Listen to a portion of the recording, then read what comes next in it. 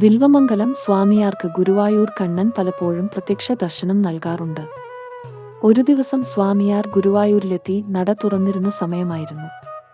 പക്ഷേ ഭഗവാനെ അദ്ദേഹത്തിന് ശ്രീലകത്ത് കാണാൻ സാധിച്ചില്ല. ഭഗവാനെ തിരഞ്ഞുകൊണ്ട് സ്വാമിയാർ പ്രദക്ഷിണം വച്ചു തുടങ്ങി.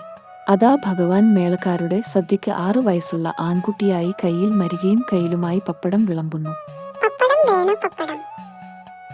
ഇത് കണ്ടു അതിശയിച്ച സ്വാമിയാർ ഊട്ടുപുരയിലേക്ക് കടന്നപ്പോൾ ഭഗവാൻ അപ്രത്യക്ഷനായി. പ്രദക്ഷിണം മുഴുവനാക്കി നടക്കലെത്തി സോപാനത്തിലെത്തിയ സ്വാമിയാർ കണ്ടത് പ്രസന്നമായ മുഖഭാവത്തോടെ ഗുരുവായൂരപ്പനത ബാലസ്വരൂപത്തിൽ അടുത്തു നിൽക്കുന്നു.